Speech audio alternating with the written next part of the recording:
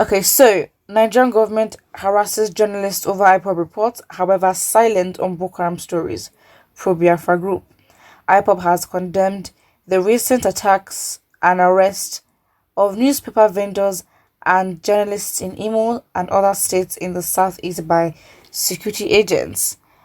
IPOB said it is wicked for security or operatives to humiliate vendors and journalists for distributing content related to Biafra and pro-Biafra groups, while IPOB urged all stakeholders in the journalism profession to rise up and challenge the security operatives in its attempt to silence the press. It vows that it will not stop talking about its agitation for Biafra.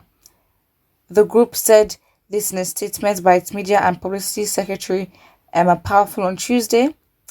We, the global family of IPOB, ably led by our prophet and liberator Mazi Nnamdi Kanu, condemn in every strong term the incessant arrest and humiliation of newspaper vendors, as well as the harassment of journalists by the Nigerian security operatives for writing or distributing Biafra, IPOB, or ESN-related news materials.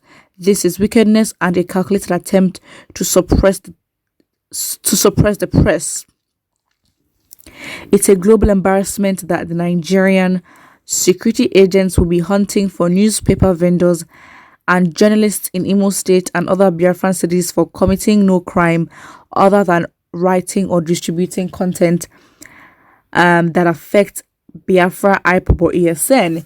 How many times have the security agents harassed journalists or newspaper vendors in the north for writing about Boko Haram or Fulani herdsmen?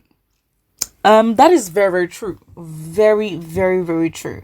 Because you literally have, for example, what can I use? With the social media act thing, where I think Desmond Elliott actually tried to, chip in and add some pressure to. Obviously, it's very obvious that the country or Nigeria is always trying ways to use technology to their advantage in terms of changing the narrative, but of course it can't work because again, what really embarrassed them was basically the effective use of social media, specifically Twitter, to spread news about the NSAS protest, and they were offended. And remember, there was actually a letter by the Nigerian Broadcasting Operations, whatever, sort of condemning. I can't give the details of what was actually said, but they were definitely against, news outlets giving out, news on NSAS, and they described it as fake. They described the videos as, doctored. It doesn't make sense. It really doesn't make sense. So it's like, of course, in those ways, they try their best to sort of control who's in the country. I mean, how, things are being said and who's speaking of the government like that. And again, it just makes you wonder, this democracy thing, is it for fashion? First of all, it doesn't originate from our own ideas as Africans, first of all. So I think that in a way, it's not necessarily a thing that there's a common understanding where we can understand what kind of government we have and why we have that kind of government. So yeah, again, this government just does certain things that, what, I'll just, please.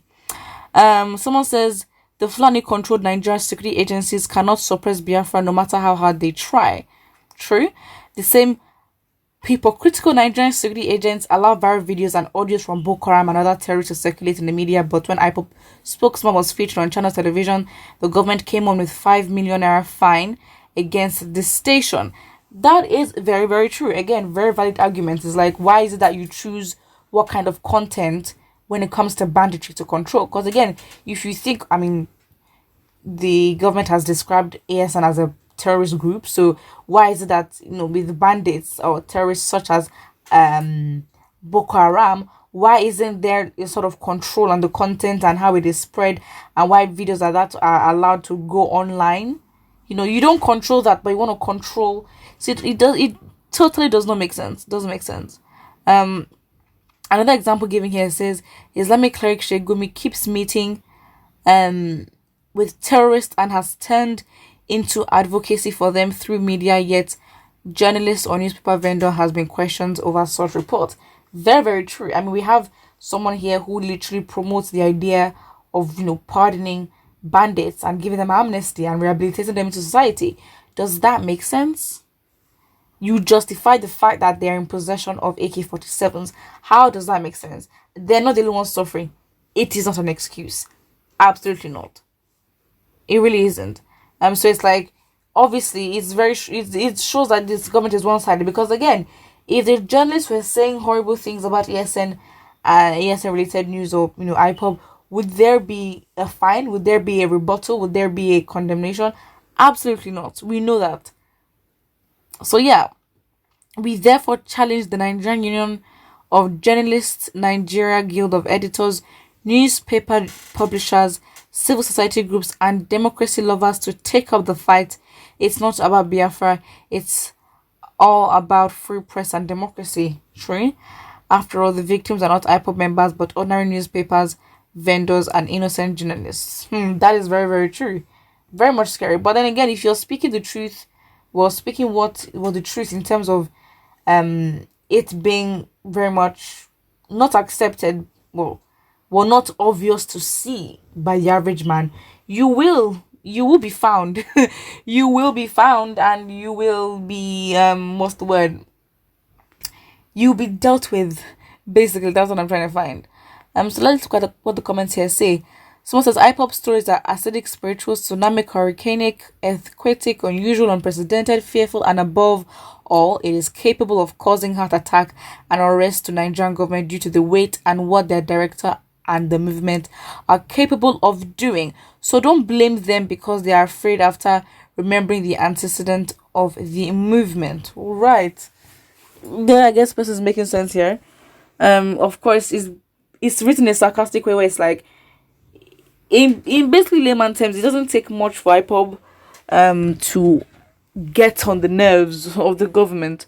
Someone says, good for all those people who voted for Buhari and APC government. The fact is, it hurts, but it's a democracy. Majority wins, but then it's like, even if your party does not win, it doesn't mean that you should not be taken care of as a citizen. And I think we need to get that out of our minds. If you are for a party and you didn't get 100% of the vote, you cannot get 100% of the vote. Well, we're Nigeria. Can argue that later. But yeah, you can't get 100% of the votes. So does that mean that, okay, fine, let's say it took you 46% of voters to vote to win, then you say the remaining part, the rest, you do not take care of them, or you're not going to be responsible for them as a president just because they didn't vote for you. You see? Absolutely not. So you can't really say, okay, fine, all those people who voted, because all those people, I don't even know how, it's not justified. I still understand. First time, fine, we didn't know, we didn't see it coming. Second time, nah, we were too lazy and we let that slip up too easily. Put what you think about this in the comment section below, and don't forget to like and subscribe.